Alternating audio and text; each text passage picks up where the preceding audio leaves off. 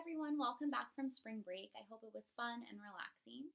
This week in writing, you guys are going to continue to use elaboration to stretch out your subtopics. So last week, or the last week that we had school, you guys were spending time turning your notes into an informational text. And so your job this week is to finish that. Some of you guys might be thinking, Emily, I already did that, I'm done.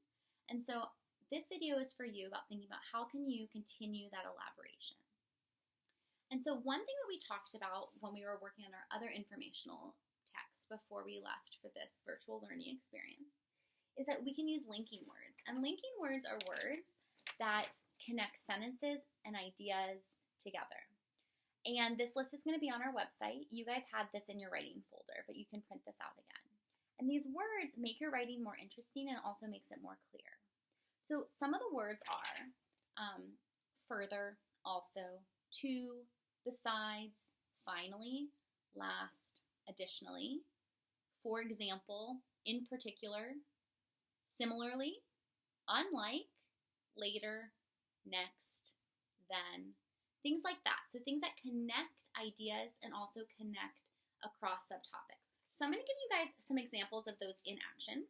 And I'm going to use the text that we were using at school, Deadliest Animals by Melissa Stewart. And this section is from the section about elephants. So right before, she talked about big and brutal, and she was talking about hippopotamuses, and now we're on elephants. So listen how she connected to the last thing that she talked about. Like hippos, elephants are usually calm, peaceful animals, but when an elephant feels threatened, it will attack. So she used two examples of transition words or linking words there.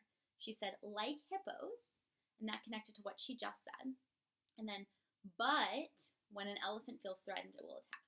So those are two great examples of linking words. Another one is the huge herbivore can stab enemies with its tusks and crush them with its feet. Sometimes it grabs an attacker with its trunk and tosses a possible threat into the air. So sometimes is a good use of a linking word there. Here's another one. Cape buffaloes. Large herds of Cape buffaloes graze hour after hour on thick grasses. It might seem like they're focusing on their food, but they're also on the lookout for danger. So by using it might seem like, she's using a linking word for you to think, wait, they're probably just focusing on their food, but she's also saying that they're looking out for danger as well. So one thing that you should do is if you feel like you're done, you should go back through your writing and use this list and see, is there anywhere that I can add some transition words to make it more clear?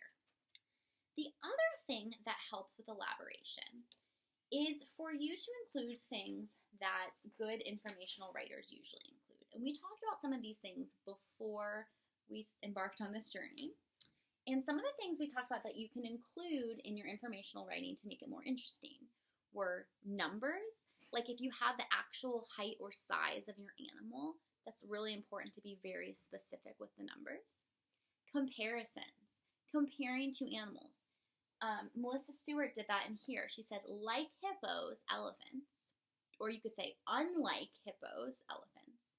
I know my animal, the pileated woodpecker, I need to compare it to the ivory-billed woodpecker by saying it's not as big as the ivory-billed woodpecker.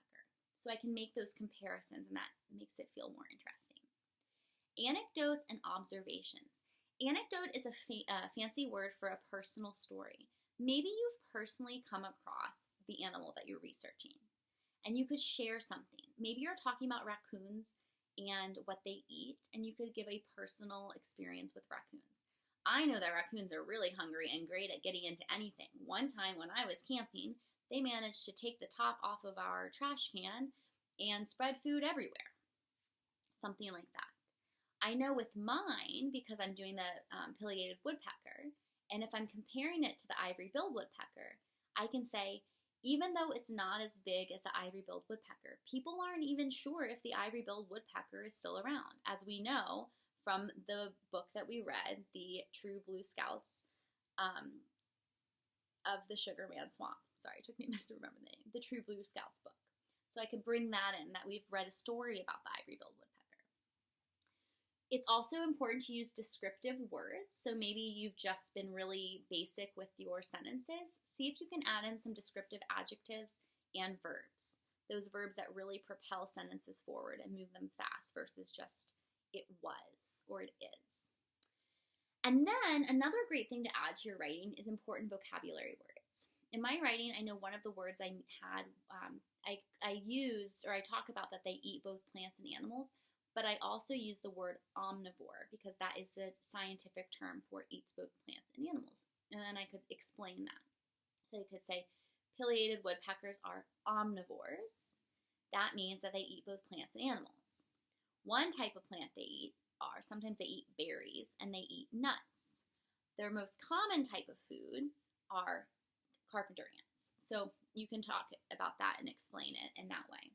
The most important thing to remember is please don't repeat yourself. Sometimes when we're trying to make things longer, we come up with like 4 different ways to say the exact same thing. So make sure you're saying new things and not just repeating the same sentence over and over again and just rearranging the words. So what your job is this week is you're going to finish writing and elaborating on your subtopics if you haven't already. If you've come to a point where all of your notes are in there, then the next thing you're going to do is you're going to look for opportunities to make sure that you have linking words. You're going to look for ways to elaborate in interesting ways, and I'm going to give you an example in Deadliest Animals in just a minute of what that sounds like. And the last thing you're going to be looking for is maybe you realize some information is missing, like you don't know the answer to some things, or you realize this section needs more information. So maybe you need to do more research for specific things, like I really need to know exactly what food they eat, or I really need to know how long they live. What's the oldest living woodpecker they've ever found? And the answer, I actually had to look that up, and it was almost 13 years old. So things like that, okay? So I'm going to end with giving you an example of what these sound like in real life in a book that's been published. This is about ferocious fish. Great white shark. The great white shark is the largest meat-eating fish in the ocean.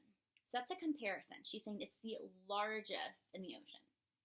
The sight of its huge mouth and 3,000 jagged teeth would send shivers up anyone's spine.